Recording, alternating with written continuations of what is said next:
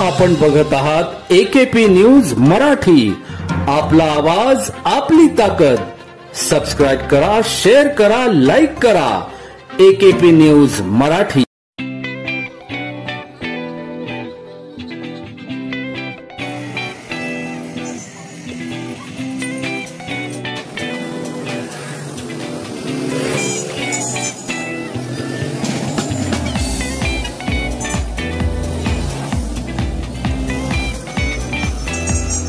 काल दुपारी 1:30 वाजण्याच्या दरम्यान संभाजी स्टेडियम, शिवाजी चौकी, अंबड पोलीस ठाणे अंतर्गत तिथे एक रेणुका पान स्टॉल आहे।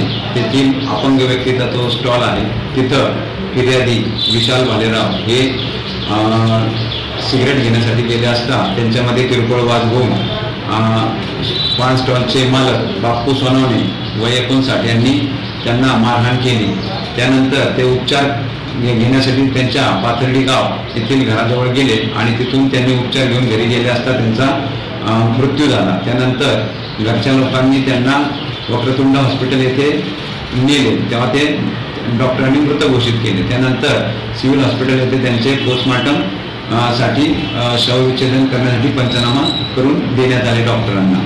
यामध्ये सदरचा प्रकार हा मारहाणीमुळे झाल्याचे निष्पन्न झाल्यामुळे त्या पान स्टॉलचे मालक बाप्पू जगन्नाथ सोनवणे व त्यांचा मुलगा या 2 संशयितांना पोलिसांनी ताब्यात घेतले असून पुढील तपास सहाय्यक पोलीस निरीक्षक बागुल हे करत आहेत। ते साधारण असा तपासांती समजतो की 10 रुपयाची सिगरेट ते अपंग असल्यामुळे 11 किंवा 12 रुपये विकत होते।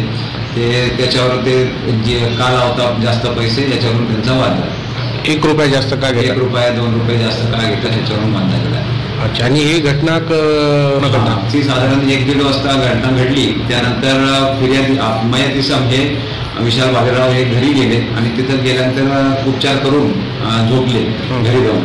पण त्यानंतर आपल्याला 4:30 वाजता जेव्हा हे वक्रतुंड हॉस्पिटलला लोक आली त्यांच्या परिवार त्यांना घेऊन, तेव्हा ती आपल्याला घटना कळली। त्यानंतर आपण तपासाची सूत्र हलवून तात्काळ पान स्टॉलचे मालक आरोपी सोनवणे आणि त्यांच्या मुलाला आपण ताब्यात घेतले। मुलाचा काय सहभाग तो आपण अजून शोध घेत आहे, म्हणजे त्याचा तपास करत आहोत त्यांचा त्याच्यामध्ये रोल आहे किंवा नाही। म्हणजे मुलाने देखील मारण्याचा प्रयत्न केला, मारलं होतं की काय असा फिर्यादींचा आरोप आहे। AKP न्यूज साठी ब्युरो चीफ अनवर खान पठाण, नाशिक।